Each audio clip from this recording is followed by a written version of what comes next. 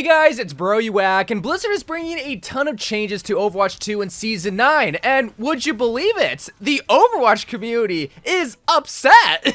But why? Why is the Overwatch community up in arms once again? Well, I think I pieced it together to three major reasons. The first is that people don't like the new Jade weapon system, the second is that they don't like the self-healing changes that a lot of heroes are going to be getting, and the third reason is just the constant changes. Like this is just something that people just do not like, is seeing their favorite game change. And today we're going to talk about all three of these issues and how we can possibly solve these issues, but for you guys to also more importantly give your feedback in the comments from these issues so that Blizzard can hopefully read the comments and make some changes, because, well, Season 9 comes around in like a couple of days, but there's still time to possibly change things, especially when it comes to Jade weapons, which is the first issue that I didn't think a lot of people would have issues with until it came out how you actually get these Jade weapons. Now, if you haven't seen yesterday's video where I updated you guys on everything coming to Season 9, I'll include it at the very end of the video, but basically when it comes to Jade weapons, this is going to be a new additional cosmetic reward whenever you play competitive. And you earn Jade weapons just like how you earn gold weapons in the previous 8 seasons and in Overwatch 1. You win competitive games, you earn competitive points, and at the end of the season, you get a whole batch of competitive points to buy these Jade weapons. And you know, that's all peaches and cream until you realize what exactly is happening with gold weapons. And see, this is where the problems start to arise, because the only way to buy gold weapons after Season 9 starts is with this thing called legacy credits. So how do you earn this legacy credit? Well, you can't. I mean, you can. So the two ways they can do it is with the competitive points that you have stored up before Season 9 starts that then will be transferred into legacy credits, and then all the competitive points that you earn throughout the year 2024, if you don't spend them, will then be transferred at the end of the competitive year into legacy credits, then allowing you to buy gold guns. But that's the only way. Those are the two only ways. And people have two issues with this new system. The first issue is that they think Jade weapons just look terrible.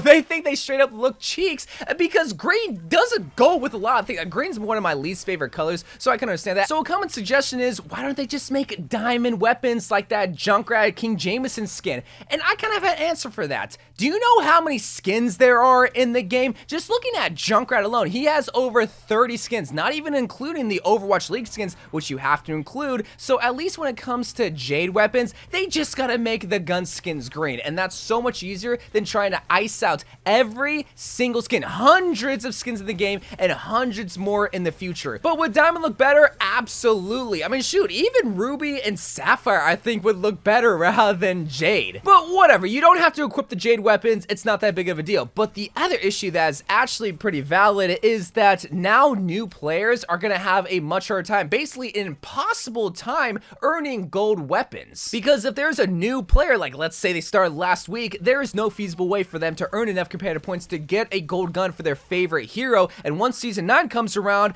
they have to wait a whole year. That's the timeline to get a gold weapon, and if they like gold more than emerald, well, tough nuts. And while that's a real struggle, I'm gonna be honest, I think they had to have emerald weapons be structured this way, because the idea of emerald weapons is supposed to incentivize people to play competitive. And as of right now, gold weapons is not enough an incentive, because every player, or I should say a lot of players, already have all the gold weapons that they want, and some people, such as myself, have every single gold weapon. Now, did I just say that to flex on y'all? Yes, but it's also to prove a point, and the point is that I don't really feel motivated to play competitive. Like, if this wasn't my job, I would not care about competitive, because what am I playing for? And that's the similar mindset that a lot of players have in Overwatch 1. You want players to care about your game, give them a reason to care about it. And with a competitive reward such as emerald weapons, while it doesn't look good, I'm gonna admit, it's still like a status symbol that people can work towards. But more importantly, play on their main account. This is a problem that I don't think people realize, is that people are playing on the Smurf accounts because they have all the gold weapons on their main account. So rather than risk losing their rank on their main account for no reward, they're just gonna play on their Smurf account, lose rank there, and not really care about it because, well, I already have all the rewards on my main account. Does it suck that gold guns are basically going away for at least a year? Yes, but I promise you that your competitive games will be a lot higher quality, because even though Jade weapons look ugly,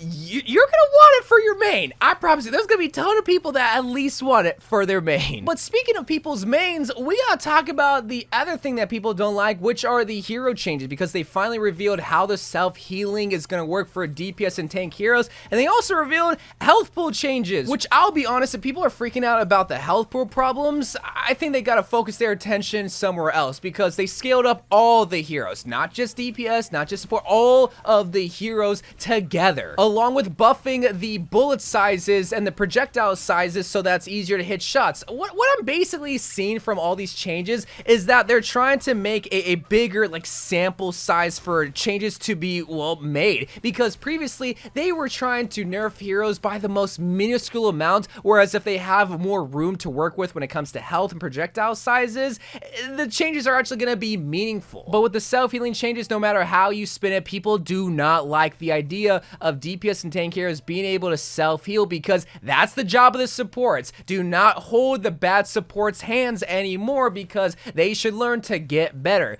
And I can understand that. I understand that Overwatch is a team-based game through and through, and support heroes are supposed to do what this passive healing can do. But I will just echo what I continue to echo throughout every single video talking about this. It's a 5-second window when self-healing activates. It's not like whenever you're in a team fight, self-healing is gonna start. It's not like supports are gonna be completely useless. When I think this role passive is actually gonna matter is not during team fights, because it just takes one bullet for that 5 second to restart, but rather when a team fight ends and it's just you and your tank left and your supports are still respawning behind you and you're trying to push the robot, that's when it's gonna matter, because now you no longer have to ignore the objective to get a health pack or run back to your supports at your spawn. Now you can actually just play the objective and get healed up, and by the time your teammates get back to you, well, now you're healed up, and in case the enemy team just runs faster to you guys, well, you won't be caught with your pants down and low on health, because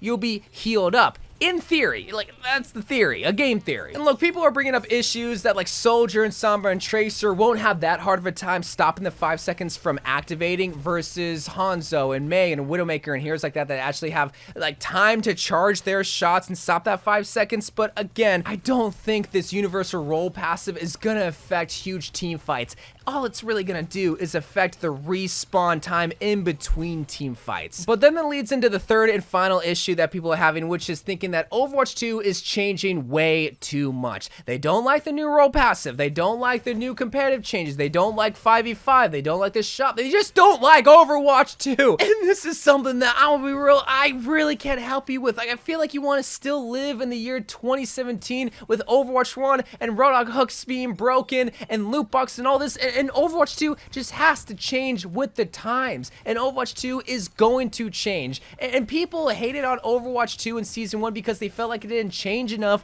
But then now when changes are actually happening, they hate the changes. Like, I don't know, man. I don't know what to tell y'all. There will be good changes and there will be bad changes. Are the Season 9 changes good?